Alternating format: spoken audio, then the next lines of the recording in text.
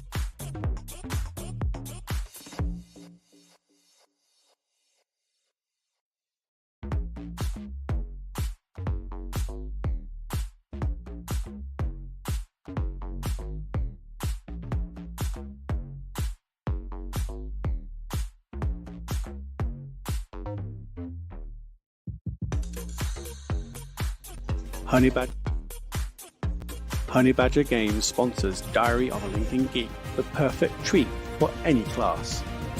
They have an amazing selection of meeples, dice and potions, all in fantastic jelly form. Check out the website and the discounts below. Hello everyone, it's so nice to be back for yet a lovely episode of Let's Talk Board Games. I've got some amazing peeps with me tonight. Well, we nearly got the full crew, but also a very, very important guest down the very far end, Mr. Joe Fritz Paull from Oak Lounge Games. Hello. Hello. Thanks for having me.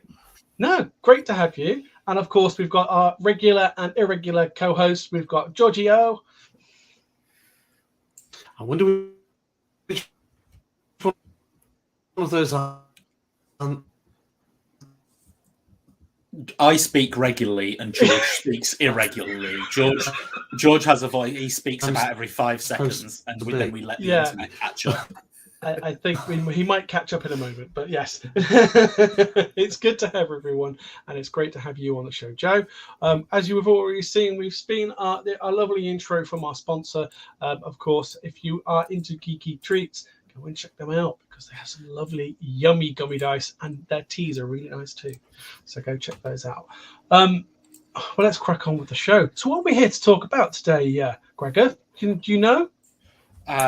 Imagine if I didn't. I mean, I came in with so little preparation. I just went, nah, no idea, mate. Why don't you tell me? That's okay. You're just here to fill time. Yeah, exactly. I know, exactly. Fritz has got a game coming to Kickstarter, right? Yeah, yes, he has, exactly, yes. It's a game called Prestige, and it's a city building game, is that right? Can you give us a brief synopsis of what the game's about? Sure, I'd be happy to. So the game is a 1 to 4 player city building game where we're at the dawn of civilization and 4 tribes are coming together to build a great city where all of their people can prosper. But these tribes have been against each other since the start of anybody's memory. And so old rivalries die hard. So while you're working together to make sure the city doesn't fail, either by being destroyed, abandoned, or just forgotten in the sands of time, you're also working to make sure that you're the one remembered, not the other fools that you're working with as the person that built up this great city. And then likewise, it has a solo mode that takes the same concept, but applies more of an individual leader of a great city mindset to it. So you're trying to not only maintain the city, but you're maintaining your own personal reputation as a leader of the ancient world. So yeah, that's the brief synopsis. It plays as a semi-co-op game with tableau building features and lots of resource management that if you let get out of hand, as I heard George experienced, can really cause you some trouble. Yeah. So of course we I wasn't trying to instill martial law. Honest. Well, we couldn't get a digital, we couldn't get a dead tree format, as we call it. We were provided with access to the tabletop simulator, which I believe people are able to check out if they want to. Is that correct? They can. Yeah, there's a public version of the mod. It is its current layout, but stay tuned, as in the next 2 weeks or so, we're going to get some new card layouts and icons in there as well, which will be exciting. Yeah, no, that's good. That's excellent. Good. I'm intrigued now. So we'll show a picture of the box and the art on screen. So just bear with me. I will find it when I've done with it and pop that up so people can see. What was the inspiration behind this? Because I love the artwork. It's so quirky. It has this civilization kind of look to it, but it has subtle little differences. Where did it come about? Sure. So I can talk about the inspiration of the game as well as the art itself, because we had an amazing artist that we commissioned, Terry, who did a great job with it and did some really unique things that I think makes the game stand out a little bit.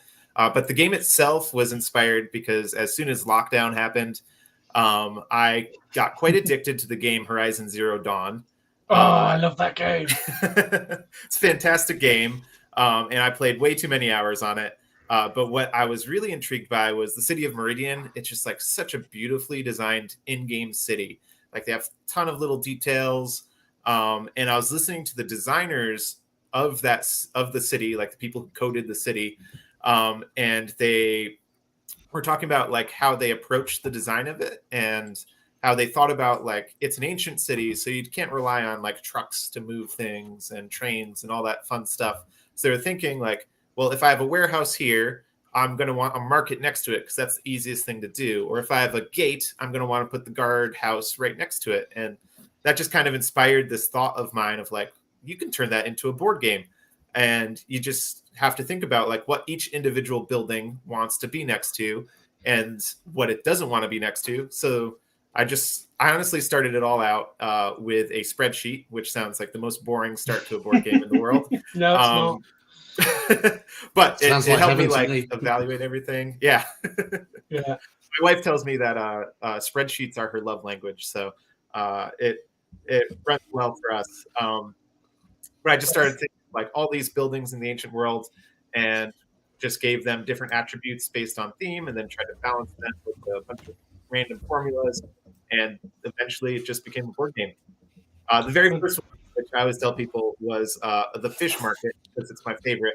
The fish market likes to be next to water because it generates more coins, but it doesn't want to be next to a house because nobody wants to live next to a smelly fish market. So, and I love it. the many iterations. You get that vibe from the artwork.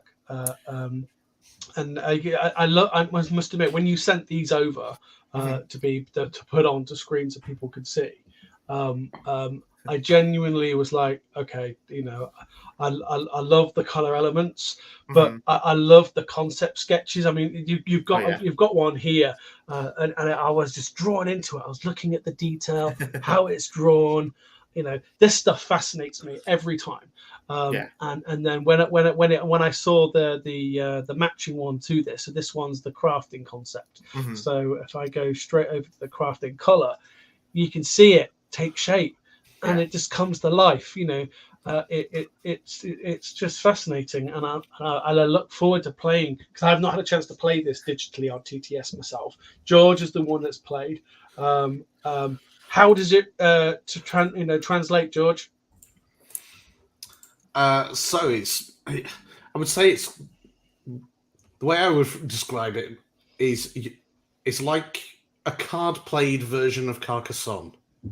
It's like the easiest way of thinking about it. That you're playing cards, you're building the city, you're getting your things, and say you've got your lovely adjacency bonuses, which to me is just my element of, like, when I play Carcassonne, I obviously just like you've got to somehow finagle all the best out of every tile that you can, because I'm a rules lawyer geek and I hate.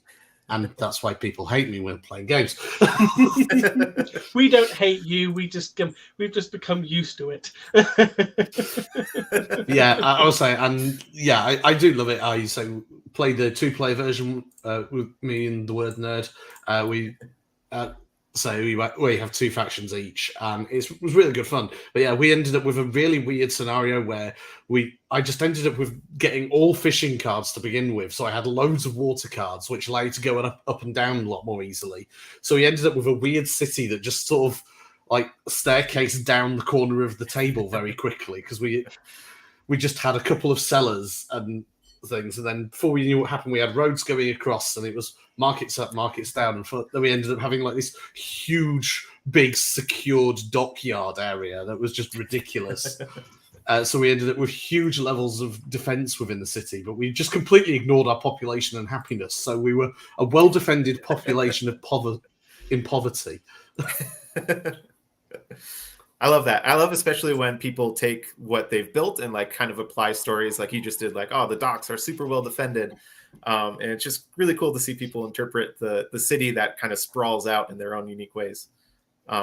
There's one in particular instance, there's this card. So in the game, there's a bunch of event cards. If you don't manage or if you don't manage your resources well, you get negative event cards. But if you do, you get positive ones. And one of the negative ones is that there are raiders by sea that come and like invade based off of like where your water cards are. But in the city, one particular instance, I had only one water card in the city, which was the city well. Which was just a really funny thing to think about. Like, oh, like these invaders in their big boats, supposed to be Vikings, like, and they're just sitting there in the well, bobbing up and down. Oh no, they found an underground cavern, and suddenly the raiders are popping out of the well as a surprise attack. Yeah, it's like an aqueduct, right? Yeah, there you go. There you go. Yeah. So there's how many factions are there in the game? Because of course it's a semi-cooperative 1 to 4 player game. Yep. How many factions are there to choose from? Do you get, are there more than the 4? There are. So there are 6 factions in total, and then there's also a communal deck, which represents just cards that don't really belong to any tribe, but are kind of what you'd expect to see in any ancient city. So each of the factions are themed. So we have a fishing faction, a merchant, a warrior, a priestly, crafting, and peacekeepers, who were the original founders of the city. That was good. I almost always forget one of those, so I'm glad I got them all this time. Yeah. And just looking, I thought you mentioning all that, and then you mentioned all the different types. I thought I'd just bring up the graphic of an example gameplay. I'm guessing that's what I'm seeing here. Is that correct? That is, yeah. So the cards on the left are the city being built out, and then on to the right of it is the resource manager. as well as a few of the unit cards, which don't get played into the city, but represent just different people who live amongst the city and do various tasks. Nice. I like it. I love how, like George, you really explained it quite well, actually, that it's like, a card playing version of Carcassonne.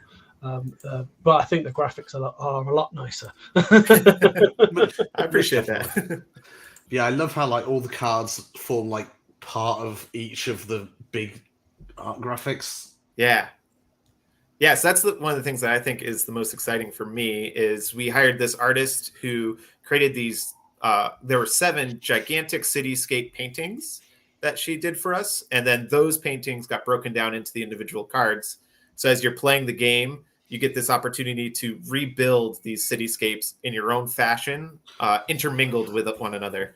And it's just a really cool concept that it wasn't something I envisioned originally, but it was just really cool the way that all kind of fell into place. Mm-hmm.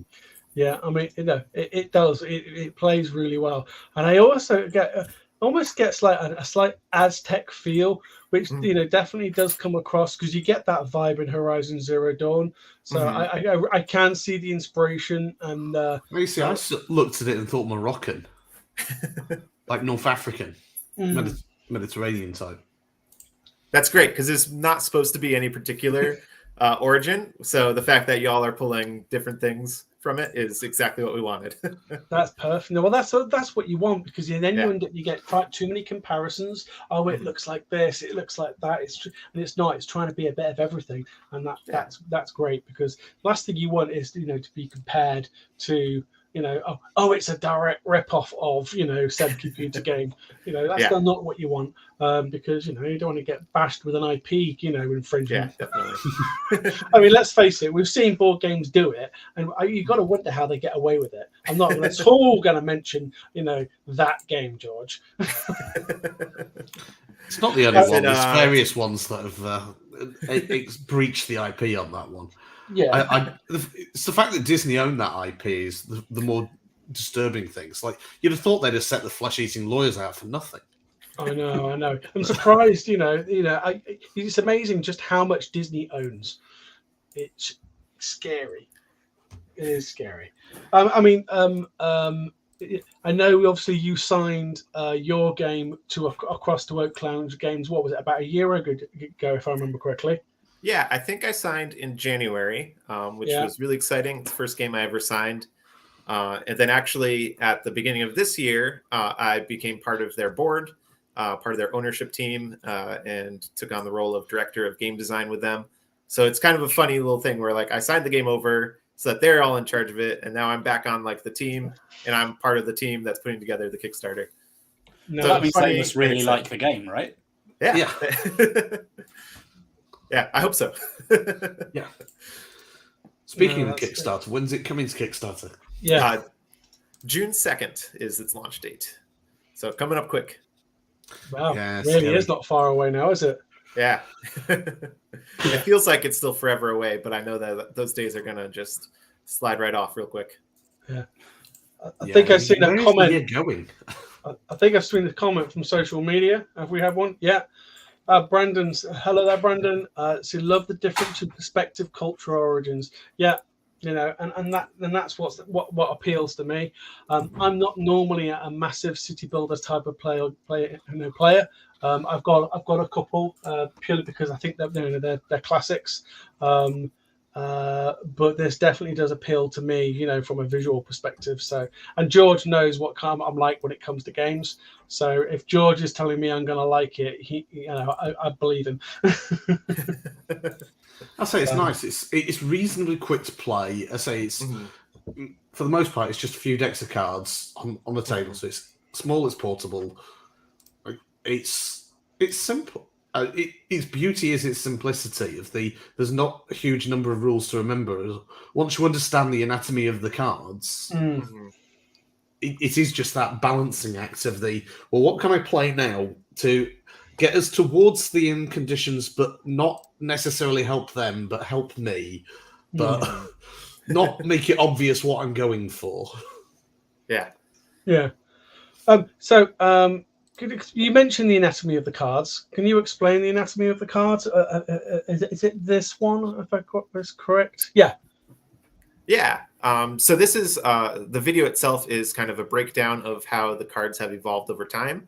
What we see now is the original layout that I had with the placeholder art, and then we've gone through a bunch of different variations, and now we have our final layouts, which will be loaded into the Kickstart or into the Tabletop Simulator mod.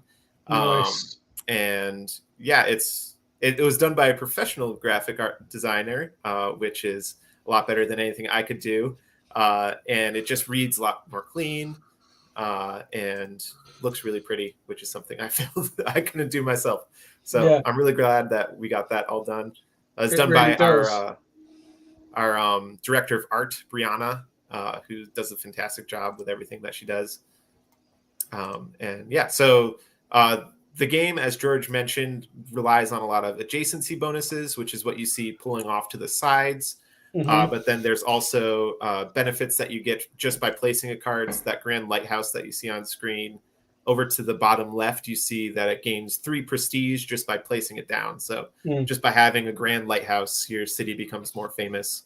But if you manage to get those side adjacencies, you also get a little extra bonus every time you play it. No, that's good. I like how, and I like seeing the evolving. You know how that's gone from early concepts to where it is now, and I look forward to seeing that being updated in the TTS because that's of course what George has played. Now you've got a video clip that you also sent us over called City Expansion. Can you tell us a little bit more about that? Do you mind if I show that? Oh yeah, you can show that.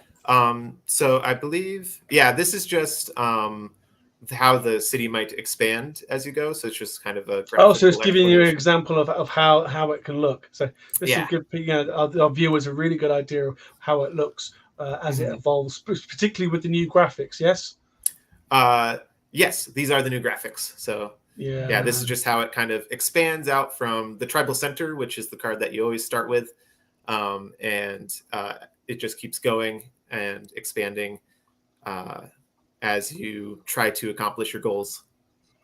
So initially you might play the estates, which are there because it increases your populace and also increases your coins.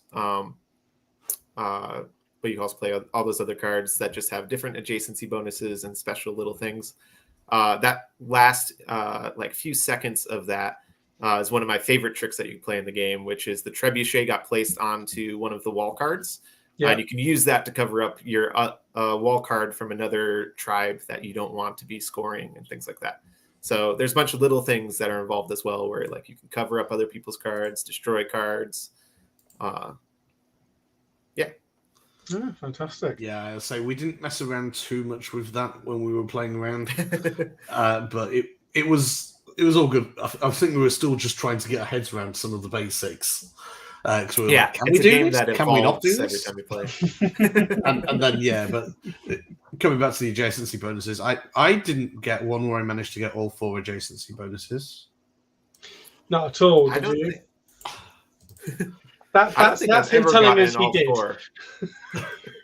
Okay. I had to work very hard in manipulating playing a card in the right place to do it. But that's really impressive. I don't think I've ever gotten all 4. Trust me, he's the rules lawyer for no other reason. It was like I think the card was the upper markets. Okay. But because we built so much down and had so many roads, we had like 2 roads going round, and then we just had to build something in between, and I could place it in the hole. And it was that's really fun when you can really just lop something right in the missing parts. Yeah. Cool. I was going to ask, what is the most? It sounds like there's a lot of drama, I guess, in the sense that like there's a lot. It's semi co-op, but there's active conflict between the players. So what is the most dramatic game that you've played of it while you've been play testing? What's the thing that's set your heart racing the fastest? I think the most dramatic play test that we've had, I have a friend, Chuck, who had me over for lunch one day, and I just broke out the game, and it was a 4-player game. And at some point, Chuck had realized that he probably wasn't going to win, so he was going to try and sink the city. I've since designed the game around it so that you don't really want players trying to do that. So I have other options available to players. But that was just really fun because he was doing it lightheartedly. He didn't care that he was losing, but he was just like, well, I might as well bring everybody down with me. So that was probably the most dramatic, where he just played any card that would like decrease our resources or destroy cards in the city, or, every once in a while cause invaders to come just for the fun of it. Yeah. Brilliant. I like that. That's a nice touch. And, when you're obviously early play testing with the game, and of course you were trying all these different things out, was there really any early mechanics that you had in the game which you've since taken out because it was a bit OP? What's been the evolution like? Sure. I think there's only one mechanic that I've really stripped from the game that was in during early playtesting, which was each tribe had a set of merchants that they could send out into the world, right, and that they could like come back and you'd have money just for your tribe, which is something that you don't have during gameplay. Everybody shares money, so you have to be nice or particularly mean to each other in order to claim that money. But at this point in this game design phase, I had tried to introduce this merchant concept, but I think it was just too different from the rest of the gameplay that everyone forgot the merchants. Like nobody used them whatsoever. And it was just something that was like, well, if nobody's using them, then it's just something that doesn't belong there. So I stripped that away. But otherwise, the game has largely stayed the same. It was really intriguing to me because it was the first game where I played it and I was like, wow, this actually works and isn't totally broken. I have had a few like tweaks here and there, some new mechanics added in to introduce some balancing, or to introduce like some, like I was describing before, I've introduced some ways where if you know that you're not winning at the moment, you can later increase the chance that you're winning so that you don't just try to tank the city. So there's a lot of that in there, but largely no mechanics other than that merchant one have been stripped away, which is kind of exciting for me. So I find it interesting you talk about these personal styles and it's not happening. And I was like, yeah, I very nearly played the thief and stole 10 coin now. Oh, yeah. Well, okay. That's one of my favorite cards, but very few people feel comfortable playing it. Why do you think people aren't comfortable playing it? Is it because it's very powerful? Is it because you think that you've not found a set of people willing to betray each other yet? Like, what's they enjoy the co-op element too much? There definitely are a lot of players who are more into the co-op headspace of the game than the semi-co-op, or even a lot of players who start out really heavy co-op but end up later stabbing each other in the back. But I think for that particular card, it's not super powerful, but it just sounds like you're going to be the menace of the city when you play it, because you just take all the coins for yourself, and people just feel really selfish playing it. But I have a few people who like have really loved playing it, so I kept it in the game. Yeah, so it's one of the things where like not most things don't require coins, so it's not stopping people playing things. It's just stopping them playing the more powerful buildings. But yeah, it's that. If you're already teetering on a couple of things which you don't want to go down, you don't want to stop them playing better buildings. Right, yeah. But if you're at the end game, it might be a great way for you to introduce your cards instead of somebody else. 100%, yeah. So I do love the way that all the things interact. I think we had a particularly weird game that with the way that everything came out, that we had a lot of certain things come out just with the way the decks shuffled. But I do like the way that the hand management bit is, that with the remaining city tiles being split between semi-open and two of them being face down, one of them being face up. So you've got a choice of how you refresh your hand. That's interesting. And the fact that everything is semi-transparent in telling you with the card backings, that you know which faction people are going for. Yeah. And that double bluff of I don't really care about that one. Right. Yeah, that's been something also that's evolved. It's always had 2 decks, which eventually evolved into 3. And then I've just gone back and forth with how many are face up, how many are face down. But I really like the 2 face down, 1 face up mechanic. It feels like you've got enough of what feels like a market without it being a traditional market, while also not overwhelming you with all the information on the cards. Yeah. You also said that it was. Oh, sorry. Go on, Chris. No, go on. I was intrigued because you said that it was like partially inspired by Civilization as well. Which is your favorite Civ game? Which is the one? Which is the one that's had the most influence on Prestige? That's a good question. Favorite Civ game? I'm going to have to go with Civ 4. In particular, there was an expansion that allowed you to make colonies. And what I would do is I would play a 1-player game, no other civilizations in the world, but then I'd make all these colonies who would eventually rebel against me, and I'd have to like try to reconquer. I was just a masochist who would play these games for hours and hours. But that was probably my favorite one because I could like create my own enemies.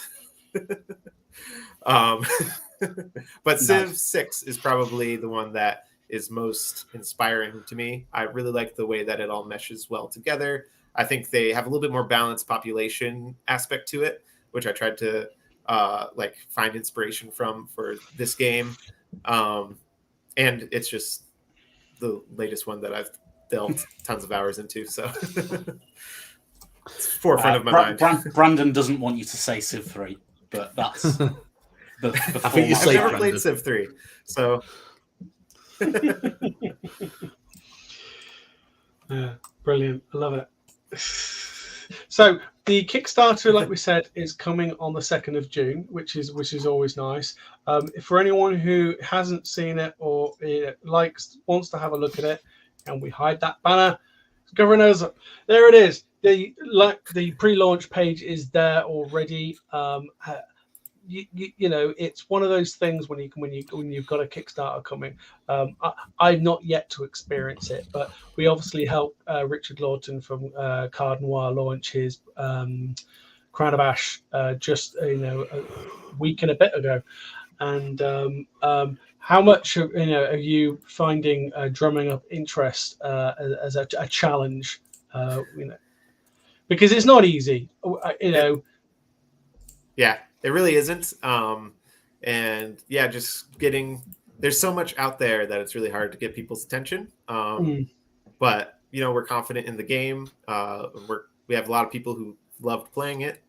So at this point, it's just a matter of just keeping at it, keep hitting that drum, and hopefully people follow along. Yeah, exactly. And if you're watching the stream either live or if you're watching on playback, then of course, please do, if you like the look of the game, head on over and make sure you follow the progress of the game because it's going to be coming to Kickstarter soon. What I will say is, of course, we are doing a review of the game. Mr. Giorgio himself is working on that with the lovely Word Nerd. So that's going to be coming to the website hopefully very soon in time, ready for that launch. So please do go and have a check that out. One thing I did kind of just want to just point out and say thanks for is the support from yourself, Joe. You've been an avid a follower and involved with the channel for a little over a year now, and it's just nice having regular people who comment and get involved in the streams. To now have you on with your own game is lovely. And I hope it's lived up to your expectation. Definitely. And I appreciate being on here. I always love your guys' content. I think I actually discovered you guys first when you did your March 4th live stream. So I'm excited to see that come up again soon. Yeah. We are actually at leads us in nicely. Thank you very much. We're leads us into our May the 4th be with you special charity live stream. So this year we are doing the charity is Calm, which remind me is campaign against living miserably. The campaign against living miserably. Yes, thank you very much. And we are going to be obviously streaming on May the 4th. We haven't got the full roster up and ready yet, so keep an eye out ready on the website because that will be coming up very soon in the next week or so. Of course, we've got lots of lovely reviews coming out as well in the coming weeks as well. So check those out as well.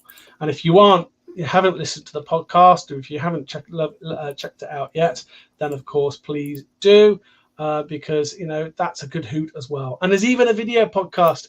Yeah, we started recording our sessions when we record the podcast just for our lovely Patreon backers. So if you are interested in checking out our very limited edition Patreon video blogs, then that's where to go do it. So go check out our Patreon. That'll be really appreciated. They're a lot of fun. Look, I can guarantee. Yeah, they are a lot of fun. We've got a couple of comments, so can we just quickly quote the social media channel? Brianna Elizabeth Blocker says she loves this game. That's always nice to hear. And I think Sui's even said she enjoyed her playthrough. Makes a change to our usual hidden traitor games. None of the Diary of a Lincoln Geek I may have games like suggested that a way that he could add a faction that is the hidden traitor. I love it. Yeah, you could definitely do that, right? If it's a semi-co-op game, then there's always the ability that you could adapt it to make a hidden traitor, surely.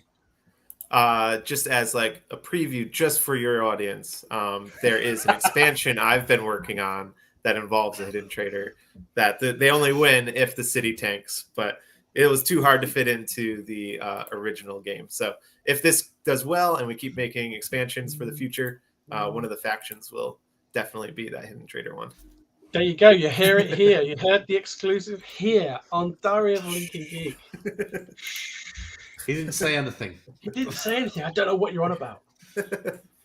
That's great, and it's always nice chatting to people about their designs and their games, because let's face it, we see lots of big brands coming out with some uber campaigns, and don't get me wrong, they look good, and I must admit some of them I've fallen proper hook, line and sinker for, but of just recent, some of the smaller campaigns have sparked my interest, and I must admit, I'm kind of the more and more I've been looking through the graphics when you've sent it through and the bits you've been posting on social media, I'm like, yeah, I really need to give this game a go and play it, and probably going to end up backing it. I just know it. All right, I appreciate that. You've nailed the artwork. I think the artist who've commissioned to do the art has done it justice. It's spot on, yeah. Yeah, and I'd agree. I should have provided you their link, but if anybody is interested in their art, it is listed in that link tree that was provided earlier. So yeah, there we go. They do some great stuff. They're also working on another great game that looks like it's coming out soon. So definitely check them out.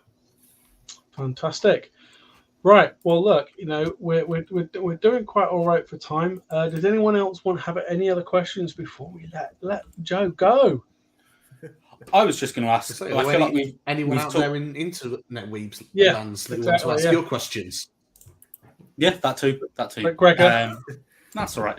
I was going to ask if, because I feel like we've talked a lot about what's coming up, but like how has do you want to talk through like what the process was? At what point did you start going, all right, I'm going to design a game, and how have you ended up here?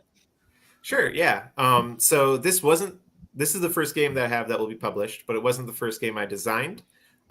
Which I think is a story for a lot of designers. I'll eventually go back to my original game, but it's got too many broken pieces for me to think about that right now.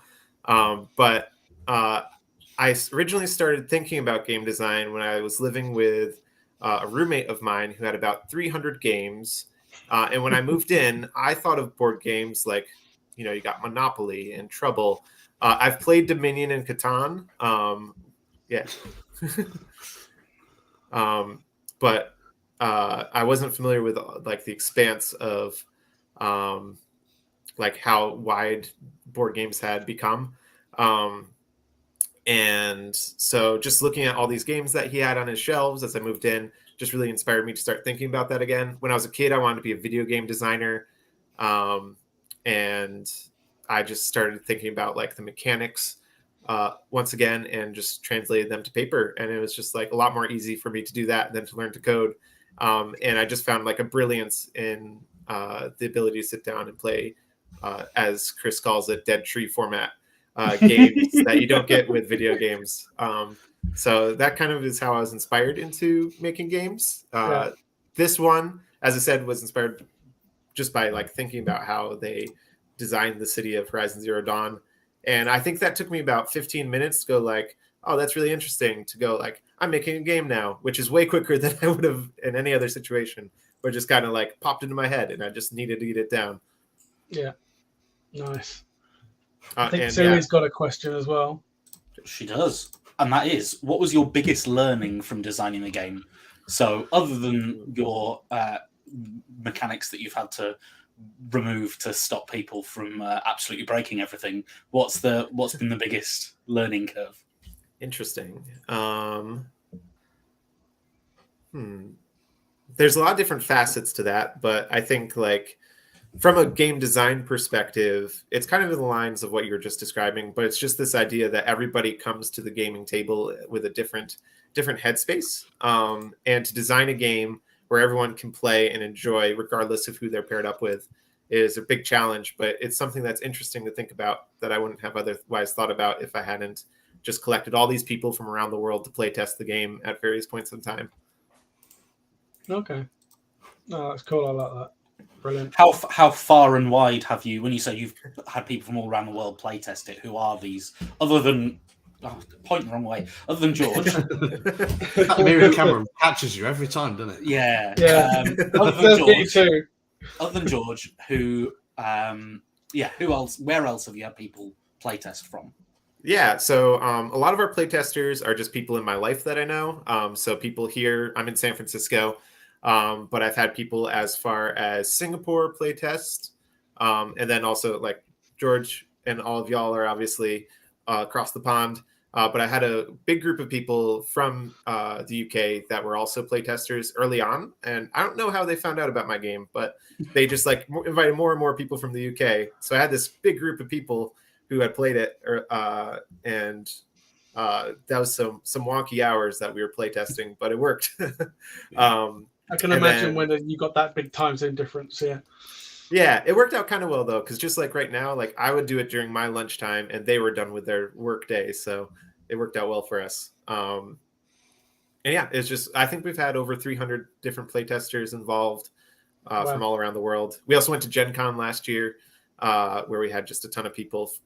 It draws crowds from everywhere, so had all sorts Gen of people Con's testing massive. it there. Yeah, I think in comparison, Gen Con's probably the equivalent to our UK Games Expo, but I think Gen Con's still bigger. Okay, much bigger. Yeah, and UK, for anyone who goes to UK Games Expo here in the UK, it is the biggest one here in the UK. Mm-hmm. But I think in comparison, it's closer to Spiel. Gen Con's closest to Spiel, I think. Essen.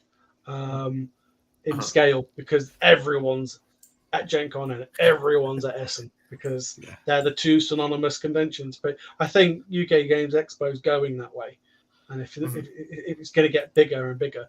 I think, having been to Aircon, even though I just went for the one day, Aircon in the UK is getting bigger. They have more traders, I believe, this year than ever, and the gameplay area was massive. I'll tell you what. Tabletop gaming, convention need to learn a thing or two from Aircon, because the gaming space when I went there was empty. It was full because they didn't have enough, and there was way plenty at Aircon. Like I say, it's in comparison to what's available at these events. Having not been to Gen Con, give me a little insight, because I really want to go, but I can't justify the flight. Yeah, my wife would kill me. To give some insight, Gen Con is the only game convention I've been to date. So I just really jumped in the deep end, not only like attending one of the biggest conferences, but like presenting there. So that was a whirlwind of an experience, but it was a ton of fun. I think Gen Con's strength is the exhibit hall. They just have like so many people there with really cool booths, ranging from like cosplayers to people who make specialty dice to all the games. I ended up meeting, I can never pronounce his name correctly, Ryan Laucat, which was really cool. He designed Above and Below, which is my all-time favorite game.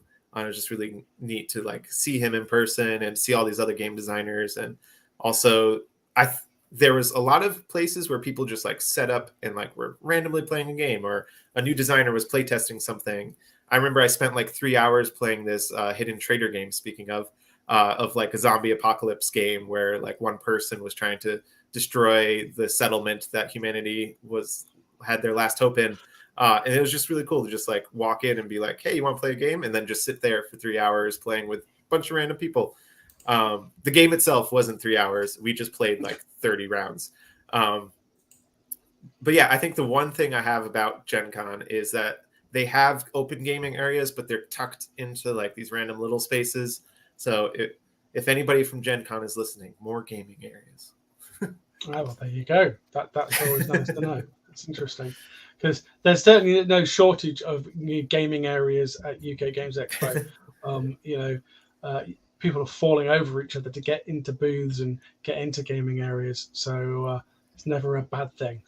I wanted to kind of introduce, and bring in a new thing that we're wanting to do on the show, and that's go around and anyone shout out any campaigns or projects that they've seen going out and about that we can mention while we're coming towards the end of the show, unless anyone else has got any other questions before we go around, do round robins.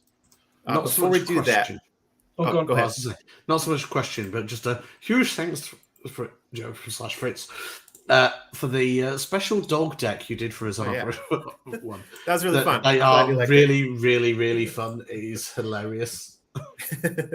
Gregor's was my favorite. Yeah, ours too. And before we go round robin, there's one more thing about Gen Con, which was my favorite part. And I don't know if you can see this here. But that is a corn pops encrusted massive corn dog. And that's the best part of Gen Con. That's worth a plane ticket in and of itself. Oh, wow. Okay. That was breakfast. That was breakfast. How many times did you have that? Only once. Only once. Yeah. As evidenced by the fact that I'm still alive. Brilliant. I love it. I love it. So I believe you wanted to do a shout out. Was that right, Joe? Oh, yeah. So I actually had a few that I recommend people checking out. I might have misunderstood a little bit. So I can't choose favorites, so I'm just going to list them all off real quick. Biggest one is Galactic Cruise. If anybody hasn't heard of that one, definitely check it out. TK and Colton are amazing designers. I highly anticipate this game to be like easily BGG top 100. It's a fantastic game. Alcatraz Escape the City by Trevor Olson. Great person to just talk to about game design, but he's got a really cool hidden movement game, 1v all, about escaping Alcatraz prison here in San Francisco, which also just makes a huge plus in my mind.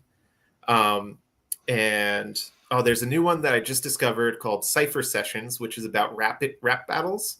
And just like a really cool theme. It looks like it's really well designed. Definitely recommend checking that out. And the last one is New Kingdom Gardeners by Jack Dunbar, which is a really quick tableau builder coming to Kickstarter this month, I think. You can find them on Kickstarter now with their pre-launch page. And it's just a really fun, really well-designed little card game. Those are my four. I can't choose favorites, so. George, anything you've seen that takes your interest? Nothing that I'm going to claim personally, but if you check your comments, I think you'll find the wife has suggested something. Oh, okay. Your wife. Yes. Raven Manor, not long left and looks great. Yes, I've seen it. Raven Manor does look very good. I'm also going to shout out and say that Chemical Overlord looks good too. So that's definitely one to check out. If I remember correctly, it's a 1 to 4 player with a unique deck building twist. and I love deck builders. So I'm really intrigued by that one. So keep an eye out on that one. I think it's running on Kickstarter at the moment. Gregor, have you seen anything that gets your interest? I genuinely backed Steve D's The Score on Kickstarter. It's available to late pledge still because the Kickstarter's closed, but you can late pledge. After reading, was it Steph or Sam? I think it was Sam who reviewed it, right? Sam wrote the review, yeah. I imagine they played it together, but I don't know. I didn't ask. And yeah, basically, I think that the idea behind that as a sort of as a heist game is I really like the look of it. And yeah, it's successfully funded, which is a good thing. Yeah, Sam did a really good review on that, so that is on the website. So if you want to go in and check that out, then of course head over to the website. Which is, of course, doalg.co.uk. And if you like typing in long things, it's diaryofalinkingeek.com, which is there right now. We've got some lovely articles on there. We've got lots of reviews, over 140 reviews now to date on there, which is a great milestone. We're really proud of that. So please do go on, head over and check that out. Of course, if you're a fan of social media in general, then of course we're on all the platforms. We try our best to content across the board. So please do remember, if you aren't following us, please like, share, and subscribe where you can. And of course, we've also got our lovely Patreon. And of course, like I mentioned earlier, we've got our exclusive Patreon content, which is basically the podcast done in video, unedited, so you can see the fools and the idiot mistakes we make, unedited out. And I think we've got I've had someone tell me that it makes them laugh out loud. So there we go. It does me when I'm editing and I'm rewatching it back, going, "Did I really say that?" So that's good. And of course, when I'm editing, I just weep silently. Weep silently. Yeah. And last but not least, I just want to do one very quick shout out to co-founder Dan and the lovely Mrs. Dan Face, and congratulating them on them successfully 3D printing and curing their little one. So welcome to the world, little one. We're all excited to meeting you. We love you guys, and it's always a special place there in our home for you guys. So please bring the little one so Amelia can say hello. Mini toaster. I didn't realize Dan Face was their surname. Is that German? No, I just we try not to give two people names out, but Mrs. Dan Face, yes. The mini toaster will learn soon enough. Yes. If those two boys don't get into board games, then I don't know what Dan does wrong. We'll have to abduct Dan more then. Yeah, exactly. So, last thing, again, thank you so much, Joe. It's been an absolute hoot having you on the show. I really enjoyed chatting. We hope maybe we can get you back another time when you've got anything else to release. Sure. I'd love keep to. us in the loop. Yeah. Absolutely. Of course, go check out Oak Lounge Games, guys. The website's there with all the relevant links there to the games and anything else that they've produced. It's exciting, and I can't wait to see it come to Kickstarter. So I think we've covered everything. Other than just to say thanks, everyone. Stay safe and keep gaming, everyone. And hit that button. Thank you. Bye. Well, we hope you've all enjoyed the show. If you have, please hit that relevant social media icon and show your love. In the meantime, please do subscribe if you aren't already following us on YouTube. And of course, make sure you stay safe and keep gaming, everyone.